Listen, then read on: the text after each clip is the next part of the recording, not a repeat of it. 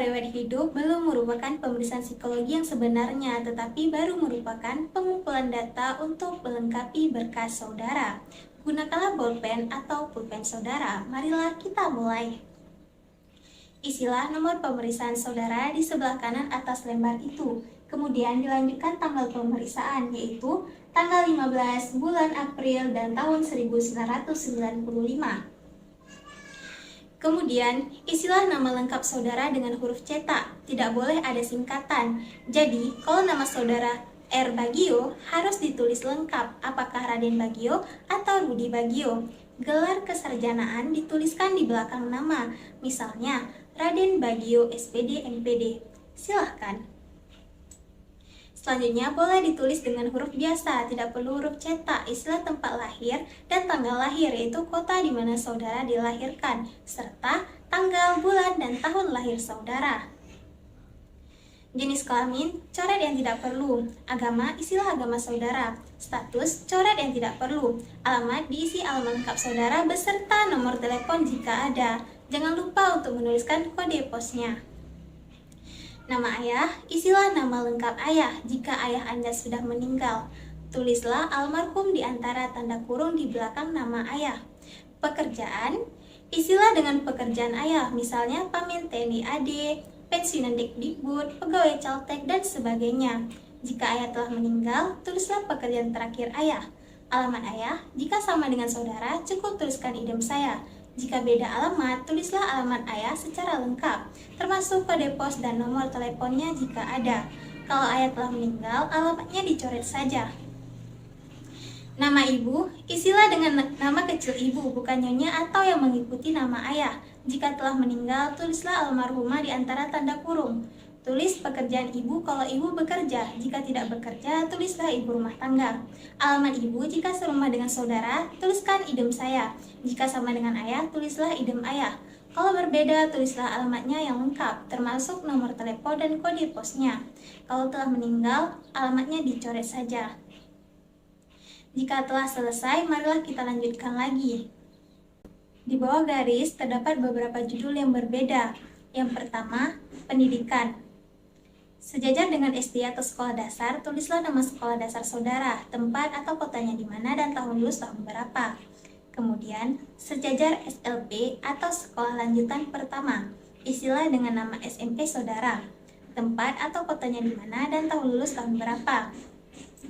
Kemudian, sejajar SLTA atau sekolah lanjutan atas, diisi dengan nama SMA saudara, tempat atau kotanya di mana, tahun lulus tahun berapa. Di belakang tahun lulus harap dituliskan jurusan yang ditempuh di SLA, misalnya A1, A2, A3, atau A4. Kemudian, sejajar dengan universitas atau akademik. Tulislah nama universitas atau akademi saudara, tempat atau kotanya, dan tahun lulus tahun berapa.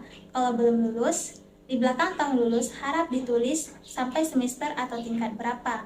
Jika ada jurusan, silakan ditulis di belakang tahun lulus. Yang kedua yaitu kursus atau upgrading. Apabila saudara pernah mengikuti kursus, tulislah 3 kursus paling utama yang pernah diikuti. Macam kursusnya apa, misalnya mengetik, tata buku, komputer programming, bahasa Inggris, dan sebagainya.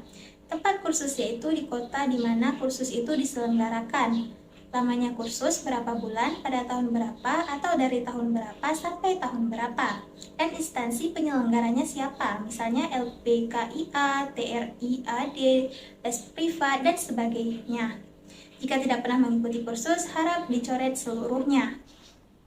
Yang ketiga yaitu pengalaman bekerja. Bagi saudara yang pernah bekerja pada instansi tertentu, tulislah pengalaman kerja yang penting saja. Nama instansi tempat saudara bekerja, tempat kotanya di mana, jabatan saudara sebagai apa, dan lamanya kerja berapa bulan, pada tahun berapa, atau dari tahun berapa sampai tahun berapa. Kalau belum pernah bekerja, harap saudara coret semuanya. Yang keempat, kehidupan berorganisasi. Bagian ini hanya diisi kalau saudara pernah ikut aktif dalam sesuatu organisasi di luar sekolah, misalnya pramuka, karang taruna, organisasi olahraga, dan sebagainya. Untuk organisasi di lingkungan sekolah yang anggotanya otomatis hanya diisi kalau saudara menjabat sebagai pengurus. seperti misalnya pengurus OSIS atau senat mahasiswa dan sebagainya. Tulis 3 organisasi yang saudara anggap penting yang pernah diikuti. Isilah nama organisasi saudara, jabatan saudara sebagai apa, lamanya berapa bulan, pada tahun berapa atau dari tahun berapa sampai tahun berapa, dan tempat atau kota di mana organisasi itu berada. Baik, sekarang baliklah lembar riwayat hidup itu. Marilah kita lanjutkan. Yang kelima yaitu olahraga. Di bagian ini ada bagian aktif dan pasif. Yang dimaksud dengan aktif adalah bahwa olahraga itu sampai dengan saat ini masih tetap saudara lakukan. Sedangkan pasif adalah bahwa dahulu olahraga itu pernah saudara lakukan, tetapi sekarang tidak dilakukan lagi. Tulislah macam olahraga yang saudara lakukan dan di belakangnya tulislah aktif atau pasif di antara kurung. Kemudian yang keenam, kesenian. Cara mengisinya sama dengan nomor 5. Silahkan saudara isi. Lalu yang ketujuh, kegemaran atau hobi. Tulislah kegemaran atau hobi saudara. Semuanya terserah kepada saudara. Apa yang akan dituliskan? Silahkan isi. Selanjutnya, nomor 8, cita-cita. Harap saudara isi dengan cita-cita yang konkret atau real, misalnya ingin menjadi direktur bank, ingin menjadi arsitek, ingin menjadi kritikus sastra, atau yang lain. Jangan menuliskan cita-cita ingin menjadi warga negara yang berguna bagi nusa dan bangsa, atau ingin menjadi ibu atau yang ayah yang bijaksana, dan sebagainya. Karena cita-cita semacam itu terlalu umum dan kurang jelas. Selanjutnya yang ke-9 yaitu saya anak ke. Isilah dengan urutan atau posisi saudara dalam keluarga, apakah anak ke-1, 2, 3, atau keberapa, terutama saudara sekandung. Kalau saudara anak ke-1, maka kolom kakak dicoret semua. Saudara hanya mengisi kolom adik jika saudara mempunyai adik. Mulailah mengisi dengan jenis kelamin adik yang pertama, dengan melingkari huruf L untuk laki-laki dan huruf P untuk perempuan. Kemudian tulislah di kolom pekerjaan atau sekolah, instansi dan jabatannya kalau sudah bekerja, atau sekolahnya dan kelas atau tahun keberapa jika masih sekolah. Lanjutkanlah sampai dengan adik saudara yang paling kecil. Jika saudara anak ketiga, maka kolom kakak harus saudara isi dengan data kakak. Lingkarilah jenis kelamin kakak saudara. Kemudian isilah kolom pekerjaan atau sekolah seperti yang dijelaskan tadi. Lanjutkanlah dengan kolom adik, apabila saudara mempunyai adik. Jika saudara tidak mempunyai adik, kolom adik harap dicoret seluruhnya. Kalau saudara anak tunggal, kolom kakak dan kolom adik dicoret seluruhnya. Selanjutnya yang ke-10, apakah saudara pernah sakit keras?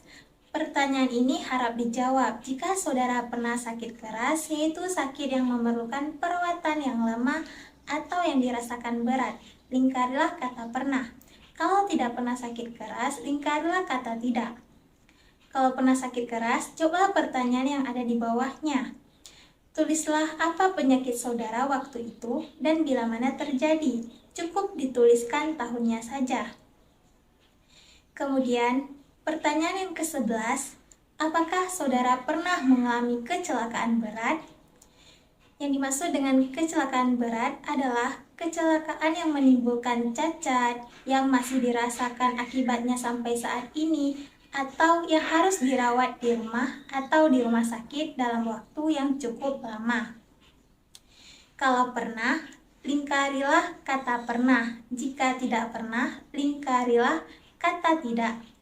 Jika pernah, cobalah pertanyaan di bawahnya. Kecelakaan apa pada waktu itu, bila mana terjadinya, cukup tahunnya saja, dan apa akibatnya. Kalau tidak pernah mengalami kecelakaan berat, maka coretlah pertanyaan di bawahnya. Kemudian, pertanyaan ke-12, pernahkah saudara mengikuti psikotes? Maksudnya adalah pemeriksaan psikologi sebelum hari ini. Jika pernah, lingkarilah kata pernah. Kalau tidak pernah, lingkarilah kata tidak. Kalau pernah, jawablah pertanyaan di bawahnya. Bila mana cukup tahunnya saja, tempatnya cukup kotanya saja, dan tujuannya untuk apa? Misalnya pemilihan jurusan, seleksi masuk sekolah, seleksi pegawai, dan sebagainya. Jika lebih dari sekali, harap dituliskan semuanya. Kalau tidak pernah, harap pertanyaan di bawahnya dicoret semua. Jika sudah selesai, di bagian bawah garis silahkan ditulis Banda Aceh, tanggal 15 bulan April tahun 1995. Kemudian, saudara bubuhi tanda tangan. Tidak usah diberi nama jelas lagi. Baiklah, saudara-saudara, pengisian lembar riwayat hidup selesai. Letakkanlah alat tulis saudara. Telitilah kembali isiannya. Jika sudah selesai, letakkanlah lembar riwayat hidup itu di sisi meja yang kosong untuk dikumpulkan. Sekarang, kita akan mulai dengan pemeriksaan psikologi yang sebenarnya.